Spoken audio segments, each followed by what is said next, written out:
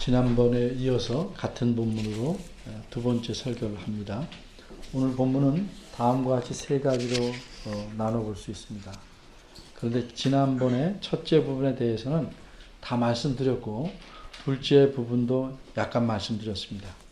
하지만 본문을 잘 이해하기 위해서 첫째 부분을 간단하게 정리하고 둘째 부분의 내용부터 살펴보기로 합니다. 세 수로 나눈 문단은 이렇습니다. 첫째, 이야기의 계기. 둘째, 이야기의 내용. 셋째, 이야기의 반응입니다. 첫째입니다. 이야기의 계기. 어째서 이런 이야기를 하게 되었는가 하는 걸 보는 것입니다.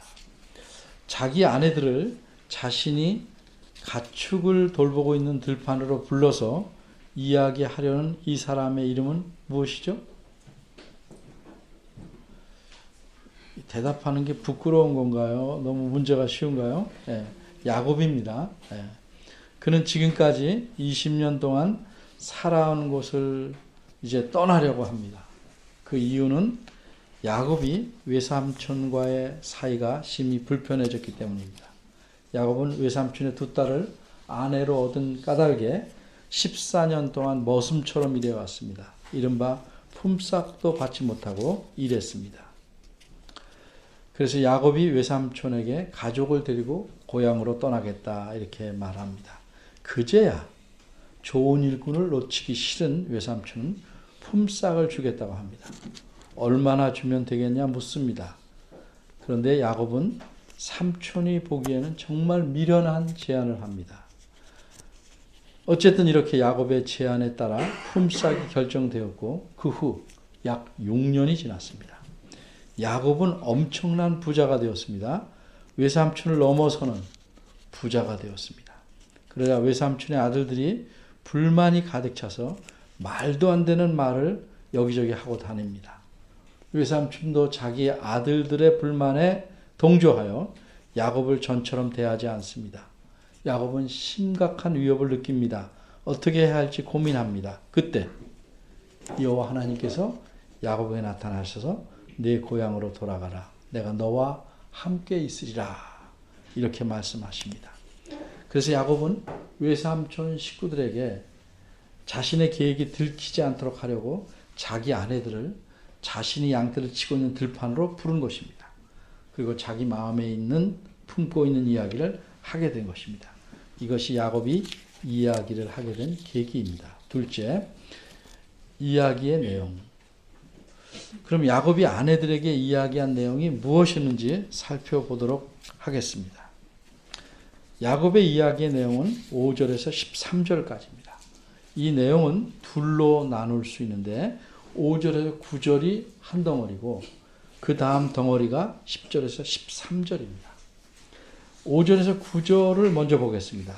이 부분에서 야곱은 아내들의 아버지, 즉 자신의 장인과 하나님을 대조하여 비교하여 말합니다. 야곱은 우선 최근에 겪은 이야기를 합니다. 5절입니다. 내가 그대들의 아버지의 안색을 본즉 내게 대하여 전과 같지 아니하도다. 무슨 뜻입니까? 야곱의 아내들도 어째서 자신들의 아버지가 얼굴빛이 바뀌었는지 당연히 알고 있습니다. 또 자신들의 남자 형제들이 어떤 불만을 갖고 있으며 그래서 무슨 말을 여기저기 하고 다니는지도 당연히 들어서 알고 있습니다. 이런 상황에서 아버지의 낯빛이 바뀌었습니다. 무슨 뜻입니까? 이 집에서는 이전처럼 살아가기는 힘들게 되었구나 하는 의미입니다. 그리고 그 다음 이야기에서 드러나듯이 야곱의 아내들은 자기들의 아버지가 남편인 야곱에게 얼마나 못할 짓을 많이 해왔는지를 잘 알고 있습니다. 그런데 하나님은 다르셨습니다. 야곱은 이렇게 말합니다. 그러할지라도 그렇게 못된 짓을 그대들의 아버지는 했을지라도 내 아버지의 하나님은 나와 함께 계셨습니다. 여기서 먼저 우리는 야곱이 하나님을 어떻게 생각하고 있는지를 살펴봐야 합니다. 야곱은 3절에서 보는 바대로 자신에게 나타난 여호와를 가리켜 내 아버지의 하나님이라고 표현합니다.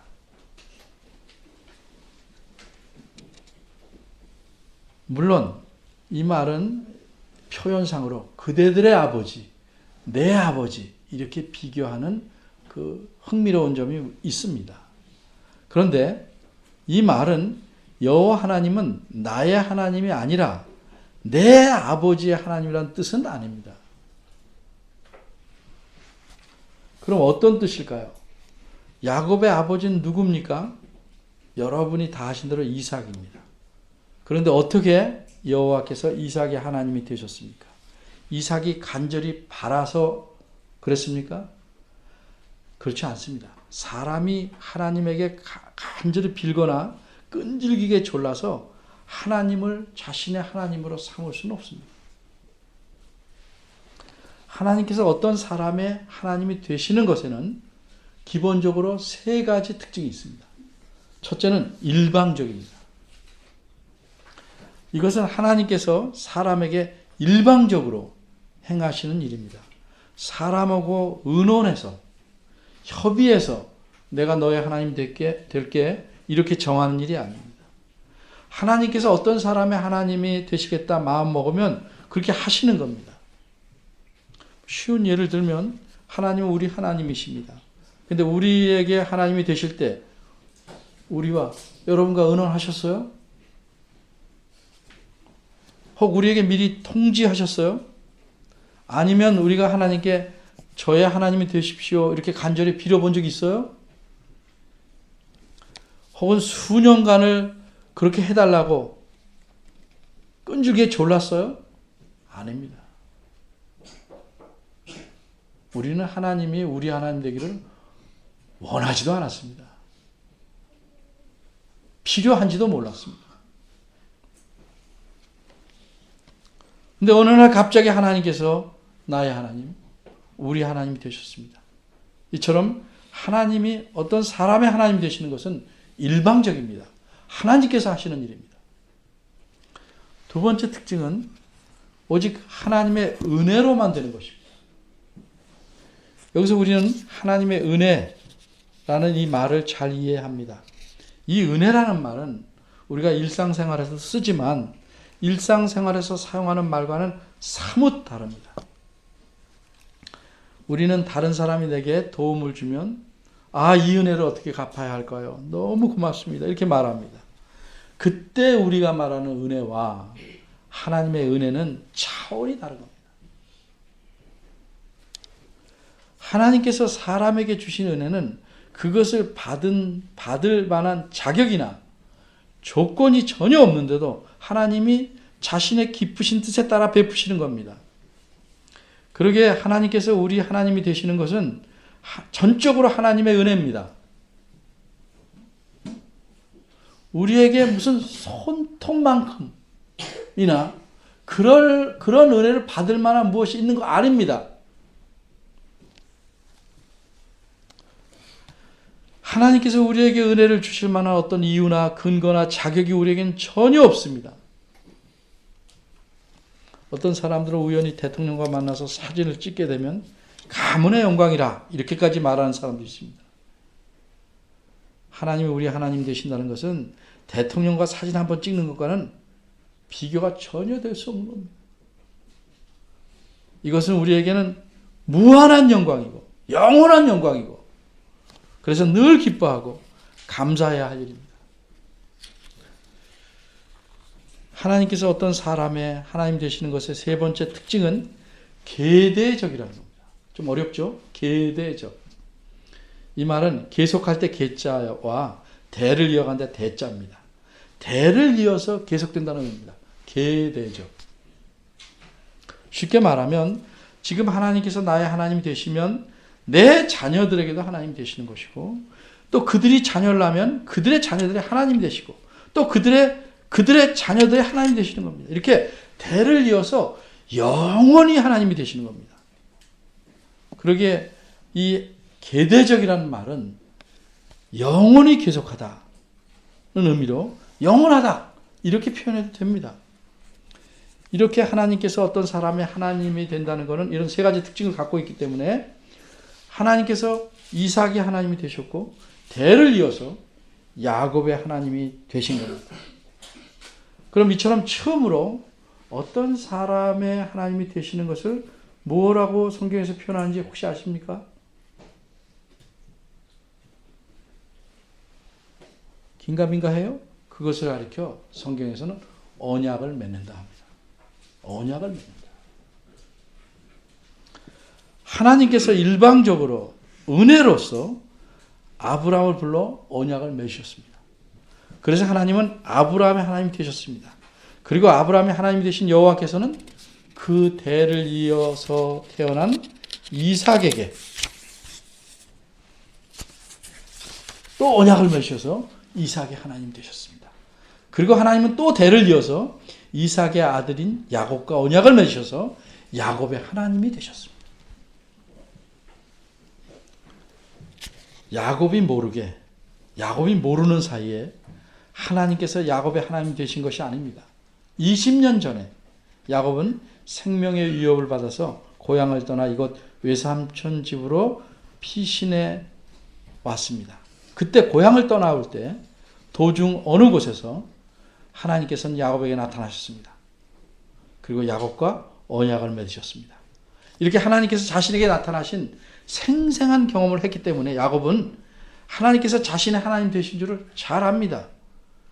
그런데도 하나님을 가리켜 나의 하나님이라고 표현하지 않고 5절에서 보는 것처럼 내 아버지의 하나님이라고 표현한 이유는 무엇입니까?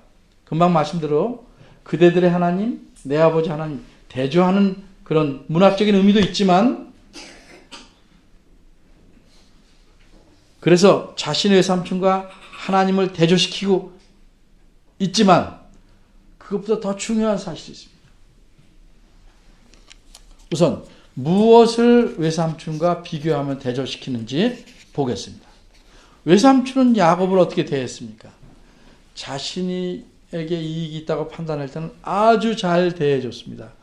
비록 품삯도 안 주고 오랜 세월 부려먹었지만 이익을 염두에 주니까 잘 대해주었습니다. 그런 사람 많죠. 빼먹을 게 있으면 계속 잘 대해줍니다. 일 잘하는 소나 말을 아끼듯이 외삼촌은 그렇게 야곱을 아꼈습니다.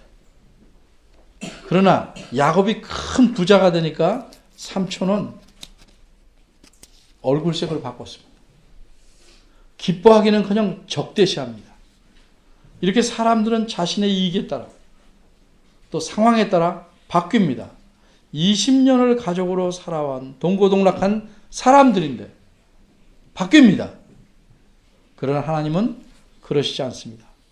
막말로 사람이 하나님에게 손해가 되는 일을 계속해도 하나님은 그에 대한 신실한 태도를 바꾸시지 않습니다. 왜? 하나님께서 일방적으로 은혜로서 그 사람의 하나님이 되셨기 때문입니다. 이런 사실을 그 사람이 잘 깨닫든지 못 깨닫든지 하나님은 늘 변함없이 그 사람을 신실하게 대하십니다. 사람들 종종 그럽니다. 왜 하나님 내가 이렇게 행하십니까? 신실하시기 때문에 그렇습니다.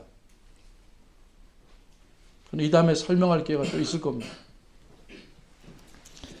그런데 야곱은 하나님께서 어떤 상황에서든지 늘 신실하신 사실을 깨달았습니다.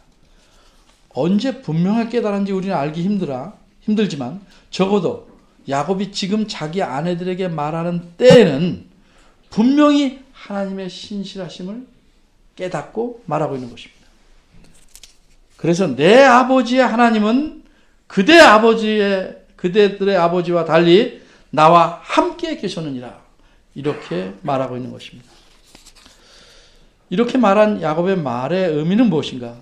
여호와 하나님은 내 아버지와 언약을 맺으셔서 이삭의 하나님이 되셨고 그러기에 적어도 그때부터 계속 하나님께서는 변함없이 신실하게 이삭을 대해오셨고 그리고 대를 이어서 자신에게도 하나님이 되셔서 자신을 변함없이 신실하게 대하고 계시다 하는 의미입니다. 이렇게 하나님께서 자신에게 변함없이 신실하게 대하신다는 사실을 가리켜 나와 함께 계신다. 이렇게 표현한 겁니다. 이렇게 말한 것을 보니 야곱은 이제 하나님을 올바로 이해하고 있는 것입니다. 하나님을 바로 이해하지 않으면 하나님에게는 문제가 없는데 자기가 자꾸 문제를 일으킵니다. 앞에서 말씀드린 것 같이 하나님께서 어떤 사람에게 일방적으로 은혜로서 그 사람의 하나님이 되시고 영원히 계대적으로 그 후손들의 하나님 되시는 것이 뭐라고요? 언약을 맺는 것이라고 했습니다. 그런데 여기서 우리가 하나 더 생각해 볼 점은 하나님이 어떤 사람이 하나님 되시면 어떤 결과가 있는가 겁니다. 그 결과는 하나님께서 그 사람과 함께 하시는 것입니다. 그러면 함께 하신다는 것이 어떤 의미일까? 그저 곁에 함께 가만히 계시기만 한다는 의미일까?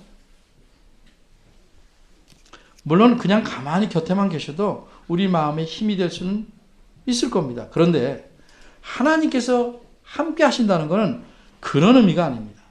하나님께서 어떤 사람과 함께 하신다는 것은 한마디로 그 사람의 모든 것을, 인생을 책임진다는 의미입니다. 야곱의 외삼촌은 상황이 바뀌자 오히려 야곱에게 위협이 되었습니다. 그러나 이삭의 하나님이 되신 여호와는 야곱의 하나님이 되셨고, 그래서 이삭에게 그리하셨던 것처럼 야곱에게도 그렇게 신실하게 함께 하셨습니다. 그럼 야곱에게 함께 하신 하나님이 계셨기 때문에 어떤 일이 벌어졌는가?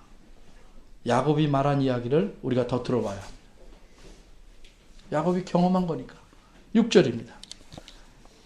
야곱은 참으로 성실하게 일했습니다. 이 사실은 그의 아내들도 매우 잘 압니다. 수많은 양들과 염소들을 키워야 하기 때문에 여러 날을 들판에 나가 살아야 합니다. 아침 일찍 일어나 밤늦게까지 수고해야 합니다. 쉬운 말로 눈코 뜰 새 없이 바쁘게 부지런히 일하며 살았습니다. 그래서 이 야곱 덕분에 외삼촌도 더 부유하게 되었습니다. 이 사실은 외삼촌도 인정합니다. 창세기 3장 27절을 보면 외삼촌이 이렇게 야곱에게 말합니다. 라반이 외삼촌 이름입니다. 그에게 이르되, 야곱에게 이르되, 여호와께서 너로 인하여 내게 복 주신 줄을 내가 깨달았도다.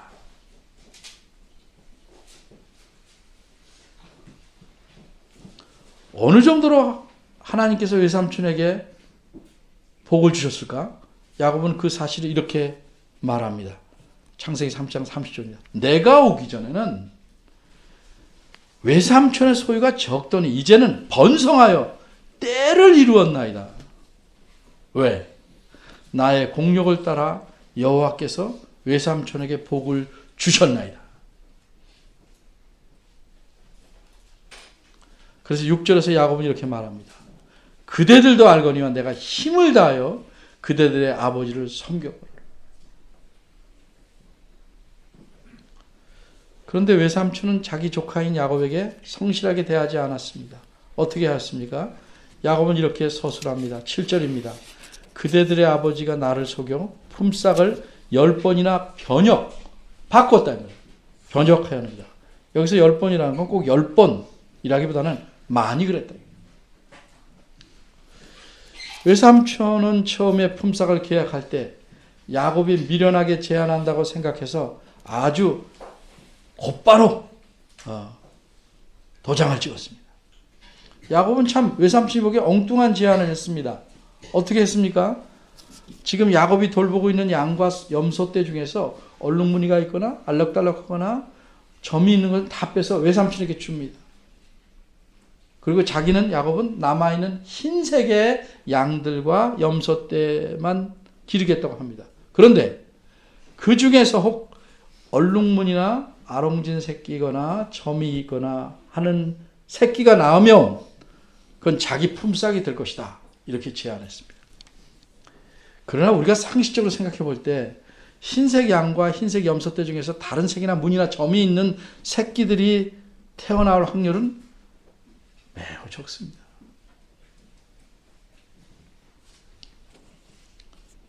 그런데도 그런 색깔이나 무늬나 점이 있는 새끼들이 무수히 태어났습니다. 그래서 외삼촌은 강제적으로 계약을 바꿉니다. 8절을 보면 외삼촌은 이렇게 말합니다. 이번에는 점 있는 것만 내 삭시대로 삼아라. 그러니까 그 다음부터는 점 있는 새끼들만 무수히 태어납니다. 그러자 또 계약을 바꿉니다. 강압적으로 바꿉니다. 이번에는 얼룩무늬 있는 것만 내 삭스로 하라. 그러자 얼룩무늬 있는 새끼들이 무수히 태어납니다. 그래 또 바꾸고 또 바꾸고 이런 식으로 수없이 계약을 바꿉니다. 이렇게 심하게 하자 야곱이 어떻게 합니까? 계약을 바꾸길 꺼려하죠. 그럼 외삼촌은 어떻게 합니까? 해치려고까지 합니다. 이런 상황에서 하나님은 어떻게 하셨을까요? 하나님께서 야곱과 함께 계셨는데 그냥 보고만 계셨을까요? 내가 알아서 하라고 모른 채 하셨을까요? 하나님께서는 자신이 야곱과 함께 계시는 것이 어떤 것인지를 잘 보여주셨습니다. 야곱은 7절 하반절에서 이렇게 증거합니다. 하나님이 그를 외삼촌을 금지하사 나를 해치려고 하는데 나를 해치 못하게 하셨다. 이처럼 하나님은 야곱이 해를 당하지 않도록 지켜주시고 보호하셨습니다. 이것이 하나님께서 함께 하심으로 나타나는 결과입니다. 또 하나님은 어떻게 하셨습니까? 야곱은 9절에서 이렇게 증거합니다. 하나님이 이같이 그대들의 아버지의 짐승을 빼앗아 내게 주셨느니라. 근데 여기서 먼저 빼앗아라는 말의 의미를 정리해야 합니다. 빼앗다는 말은 부정적인 말입니다. 남의 것을 강제로 가져온다는 의미이기 때문에 그렇습니다. 그런데 우리말 성경에서 빼앗다는 말이 원문에서는 건져내다, 찾아오다. 풀이하자면 내게 주어야 할 것을 주지 않거나 내 것을 강제로 빼앗아 가서 주지 않을 경우에 그 사람에게서 찾아오는 겁니다. 외삼촌은 자꾸 계약을 바꾸어서 마땅히 야곱에게 가야 할 것들을 주지 않으려고 했습니다. 그래서 하나님께서는 그 사람에게서 야곱의 것들을 찾아오신 겁니다. 외삼촌이 야곱의 것을 움켜쥐고 주지 않으려고 하자 그에게서 하나님께서 야곱의 것을 낚아채운 겁니다. 이런 의미에서 빼앗은 겁니다. 외삼촌의 것을 빼앗은 게 아니라 야곱의 것을 쥐고 있는 것을 가져오신 겁니다. 이처럼 하나님은 자신이 함께하는 사람의 어려움을 결코 외면하시거나 그러지 않고 해결해 주십니다. 이것이 하나님께서 함께 계심의 결과입니다.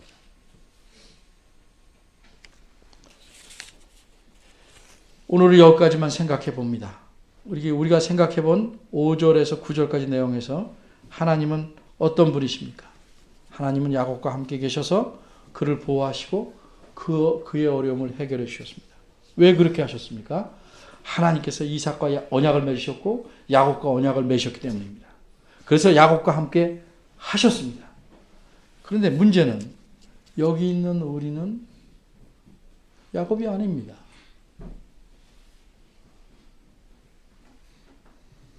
하나님께서 우리와 직접 언약을 맺으시지도 않았습니다.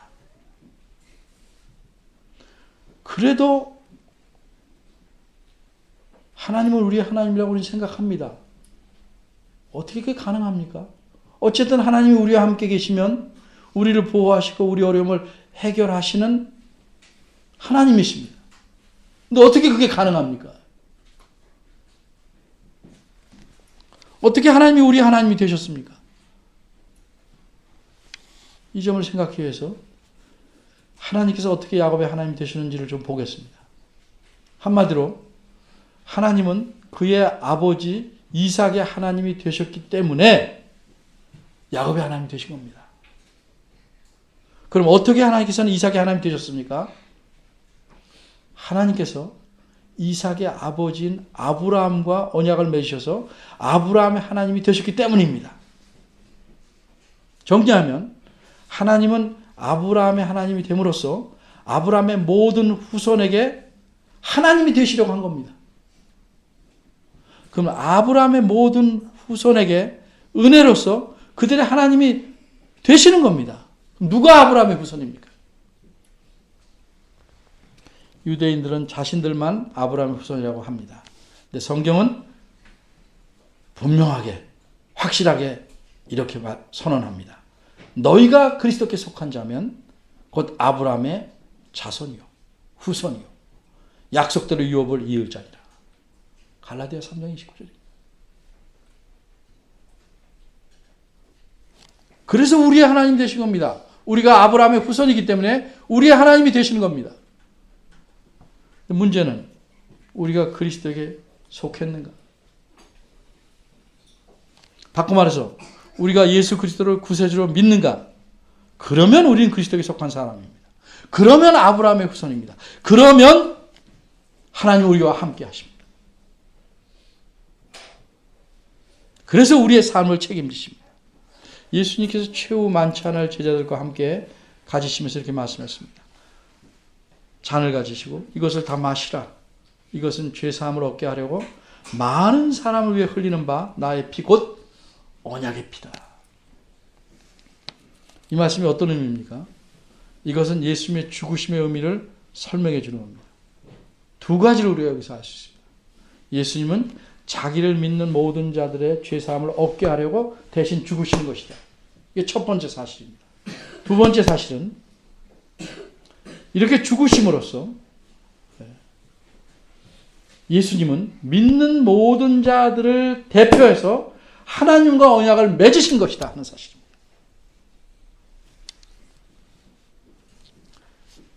그래서 우리는 예수 그리스도를 통해서 예수 그리스도 안에서 하나님과 언약을 맺은 것이고 그 결과 하나님께서 우리의 하나님이 되신 겁니다. 그 증표로 그래서 성령 하나님께서 우리와 함께 계신 겁니다.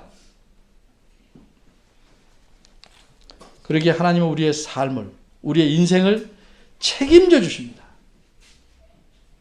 이런 사실을 예수님은 조금 다르게 표현했죠. 뭐라고 말씀하셨습니까? 이렇게 성령이 함께하는 하나님의 자녀들은 어떻게 살아야 할지를 말씀하셨습니다. 그러므로 염려하여 이르기를 무엇을 먹을까 무엇을 마실까 무엇을 입을까 하지 말라. 이는 다 이방인들이 하나님에게 속하지 않은 자들이 구하는 것이라. 너희 천부 하늘에 계신 아버지께서는 그 모든 것들이 너에게 있어야 할 줄을 아시느니라. 근데 그것들은 어떻게 받는가? 너희는 먼저 그의 나라와 그의 일을 구하라. 그리하면 이 모든 것을 너희에게 더하시리라. 누가? 하나님께서. 세상 사람들은 인생의 염려를 줄이고 불안하지 않고 안정되게 살려고 돈을 모으고 재물을 모으고 뭐 필요한 것들을 다 모으고 그래서 뭐 적정 없이 사는 듯이 우리 눈에는 보입니다. 그러니까 거기에 미혹돼서 소위 교회에 다닌 사람들도 그렇게 살려고 애를 씁니다. 돈을 얻으려고 하고 세상에서 성공을 목표로 삽니다. 그렇게 돈 많이 가진 사람, 성공한 사람들의 삶을 부러워하고 그런 삶을 추구하고 자녀들을 그렇게 몰아갑니다. 근데 그렇게 살아보진 않았지만 그렇게 살면 걱정이 없을까요? 그럴수록 걱정과 염려와 불안과 불만은 들어갑니다. 계속 세상 사람들이 목표로 삼고 있는 것, 그들이 살아가는 식의 방식으로 삶을 추구한다는 것은 뭘 증거합니까? 여러분이 그리스도에게 속하지 않은 자라는 증거가 되는 겁니다. 그리스도에게 속한 자라면 그렇게 살아서 안 됩니다. 왜 하나님께서 우리를 예수 믿게 했습니까? 왜 그리스도에게 속하게 하셨습니까? 예수님 덕을 봐서 이 세상에 속한 사람들보다 더 잘 살라고? 그래서 우리에게 은혜를 주신 것이 아닙니다. 왜 우리를 그리스도에 속하는 은혜를 주셨습니까? 하나님을 기뻐하고 살려고, 하나님을 기쁘시게 하기 위해 살라고. 그렇게 하신 겁니다. 우리가 이 사실을 깨달으면 깨달을수록 하나님이 우리와 함께 하신다는 것을 삶에서 느낄 수 있습니다. 누릴 수 있습니다.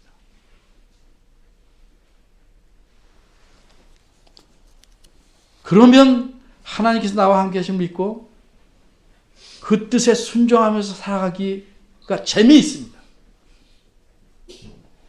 한 걸음도 순종한 일에 어려울 때 떼어내지 못하기 때문에 평생 머리로는 믿는데 실제로는 안 믿는 어떤 분의 말대로 세례를 받은 비그리스도인들이 많은 겁니다. 이게 모순 아닙니까?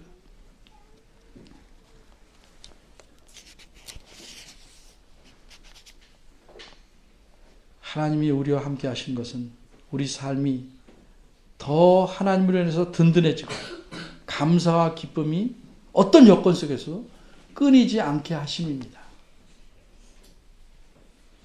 여러분 생각해 보십시오.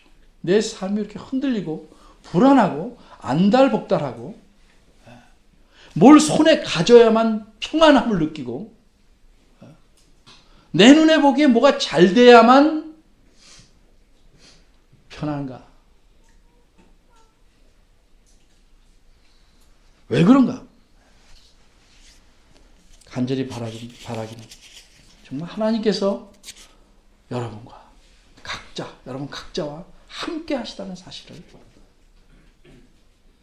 경험하면서 살기를 원합니다. 기도하겠습니다. 창세전에 그리스도 안에서 우리를 택하셔서 자녀로 삼아주신 하나님, 이와 같은 하나님의 예정과 섭리를 우리가 굳게 믿게 하시고 풍랑이 있는 바다와 같은 이 세상에서도 하나님에게 내 삶을 맡김으로 평안한 마음을 갖게 도와주옵소서. 세상 사람들과는 다른 마음으로 살게 하옵소서. 세상 사람들과는 다른 목표와 방식을 갖고 살게 하옵소서. 항상 우리와 함께 계셔서 우리 마음에 평안을 주시는 하나님, 우리를 돌아보시고 우리 어려움을 해결해 주시는 하나님, 이런 하나님을 우리 삶에서 경험할 수 있도록 우리가 하나님 말씀에 순종하게 도와주옵소서. 예수님의 이름으로